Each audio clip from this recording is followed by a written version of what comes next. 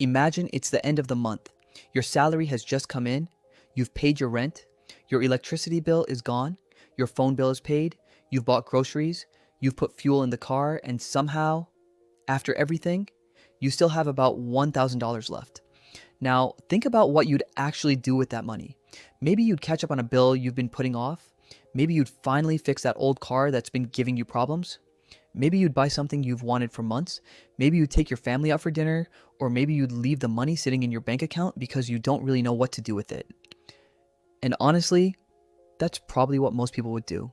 Because $1,000 feels like real money when you're living a normal life. But now imagine doing something different. Instead of spending that $1,000, you invest it. Then next month, you do it again. And the month after that. Not because you think you're going to become rich next week. You're not. You're simply making a decision that your future self gets some of your money too. Now imagine doing that for 5 years, then 10, then 20, then 30, because if you invested $1,000 every month for 30 years, you'd personally put in $360,000. But under a hypothetical 7% average annual return, compounded monthly, that money could grow to roughly $1.22 million. Sounds incredible, but there's a problem. Real life doesn't look like a calculator. So let's forget about the $1 million for a moment. Let's imagine what this actually looks like for a normal person. Imagine you're 25. You have a regular job. You're not making an enormous salary. You're also not living in complete poverty. You're somewhere in the middle. You pay rent. You buy groceries. You have a car. You go out sometimes. You order food when you're too tired to cook. You probably spend money on things you don't really need. And every month you tell yourself, I should probably start saving more. You've said it before, but this time you actually do something. You decide that $1,000 of your income isn't going toward your lifestyle. It's going toward your future. So payday comes, you pay your bills, and you transfer $1,000 into your investment account. That's it. There's no dramatic moment. You don't suddenly feel wealthy. The next morning, you're still getting ready for work. You still have to sit in traffic. You still have to answer emails. You still have to figure out what's for dinner. But then the next month comes and you do it again. $1,000, then another $1,000. After 3 months, $3,000. After 6 months, $6,000. After 1 year, $12,000. And you might look at your account and think, okay, but this isn't exactly life-changing. And you'd be right. It isn't. Not yet. The first year of investing can feel painfully slow. Most of the money in your account came directly from you. That's normal. Compounding hasn't had much time to work. And that's something people don't always understand. They hear about compound interest and imagine their money multiplying quickly. But compounding is patient, very patient. It needs years, sometimes decades.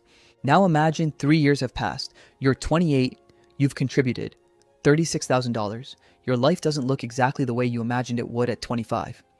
Maybe your salary has increased a little. Maybe you've changed jobs. Maybe you're living with a partner now. Maybe you've moved into a slightly better apartment. And maybe you're paying more for everything than you expected.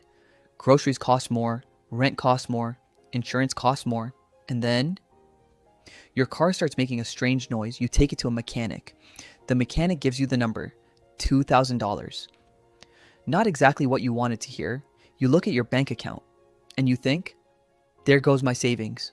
This is where real financial planning matters, because if you don't have an emergency fund, investing every spare dollar isn't necessarily the smartest move.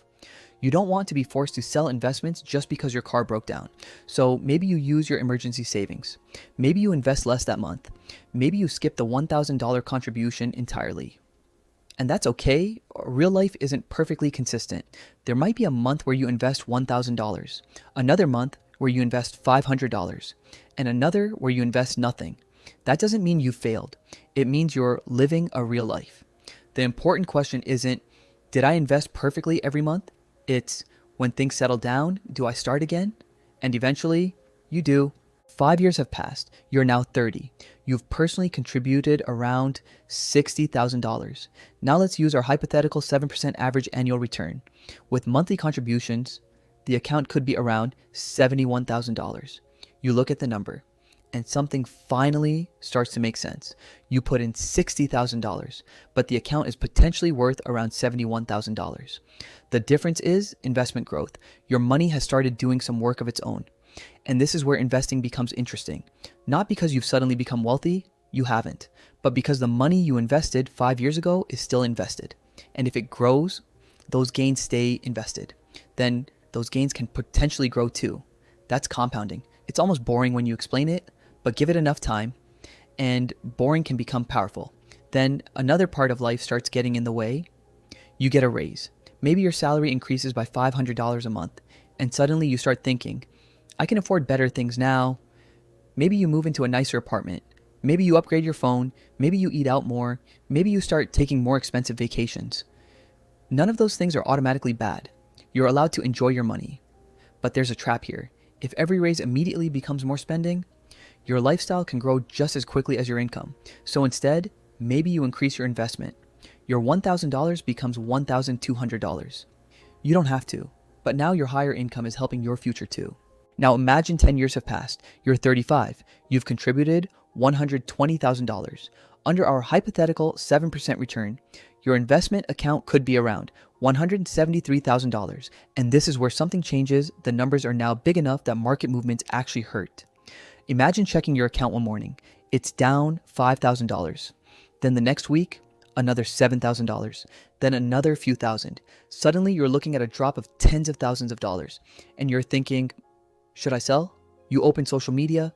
Everyone seems to have an opinion. Someone says the market is about to crash. Someone else says the economy is finished. Another person says they moved everything into cash. And now you're scared because this isn't theoretical anymore. It's your money. Money you worked for, money you could have spent, money you sacrificed to invest. This is where a long-term investor has to make an uncomfortable decision. You don't know what's going to happen next. Nobody does. So instead of trying to predict the next week, you focus on the reason you started. You weren't investing for 10 years. You were investing for 20 or 30. So you keep going. Maybe you invest another $1,000. And if the market continues falling, you keep contributing. It doesn't feel good, but investing isn't supposed to feel good every month. Sometimes the hardest part is simply staying calm. Now imagine you're 40. 15 years have passed. You've contributed $180,000, but you're not the same person who started this journey. At 25, maybe you were living alone. Now you might have a partner. Maybe you have children. Maybe you're paying a mortgage.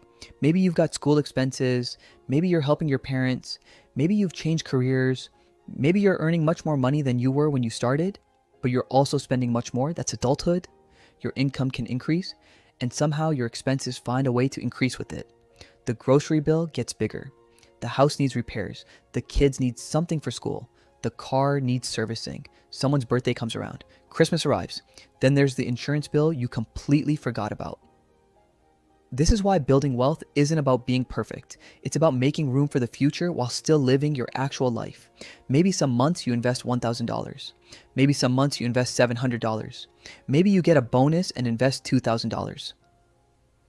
The exact pattern doesn't have to be perfect. What matters is the long-term direction. And by now, something else has changed. Investing isn't something you have to remind yourself to do. It's simply part of your monthly routine. Now you're 45, 20 years have passed.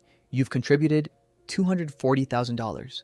Under our hypothetical 7% annual return, your account could be around $521,000, more than $500,000.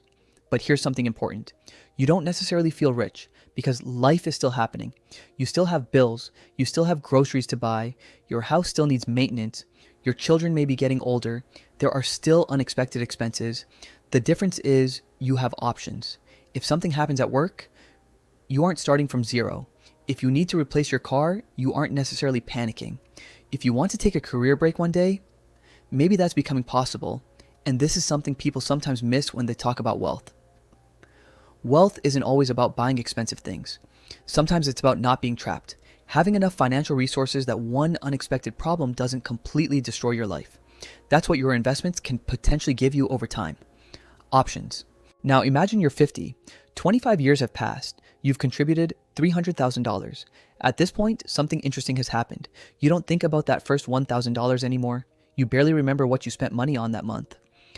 Maybe it was groceries. Maybe it was rent. Maybe you went out for dinner. Maybe you bought something you don't even own anymore. But that $1,000 you invested, it's still working. That's the strange thing about money. The things you spend it on can disappear. The things you invest can potentially keep working for years. And maybe that's when you start looking at your spending differently, not because you never want to spend money, but because you understand the choice you're making. Every dollar has somewhere it can go.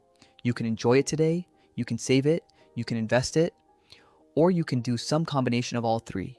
The goal isn't to stop living. The goal is to make sure your future isn't completely ignored while you're enjoying today. And now, imagine 30 years have passed. You're 55. You look back at the person you were at 25. That person probably had no idea what the next 30 years would bring. There were probably good years, bad years, unexpected expenses, raises, job changes, market crashes, holidays, birthdays, family emergencies, maybe moments when you wanted to quit, but somehow you kept investing. Not perfectly, not every single month without interruption, but consistently enough over a long period of time. Your total contributions, $360,000. Under our hypothetical 7% average annual return, compounded monthly, the account could be around $1.22 million. But don't misunderstand that number. It isn't a promise. You aren't guaranteed 7%. Markets don't grow smoothly. Your actual result could be much lower or much higher, and you may not be able to invest $1,000 every month. That's okay. The point isn't that $1,000 is some magical number. The point is what happens when you consistently put money aside and give it time. Because that first $1,000 probably didn't feel important. You probably wouldn't remember what you sacrificed to invest it. But 30 years later, it became part of something much bigger. And that's the strange thing about building wealth. The decisions that change your future often don't feel important when you're making them. They're small, they're repetitive, they're sometimes boring. You don't see the result immediately, but they add up. So imagine your life 30 years from now. You will be older. That's going to happen whether you invest or not. The question is, what will your money look like when you get there? Will you have spent every extra dollar along the way? Or will you have sent some of that money forward to the person you're going to become? Because you don't have to start with $1,000. Maybe you can only invest $100. Maybe it's $200. Maybe it's $500. Start with what actually fits your life. Build the habit, increase it when you can, and give it time. Because the goal isn't to become rich tomorrow. The goal is to make sure that when tomorrow finally becomes today, you've given yourself something to work with. And sometimes that starts with one very ordinary decision. The decision to keep the next $1,000 instead of spending it all.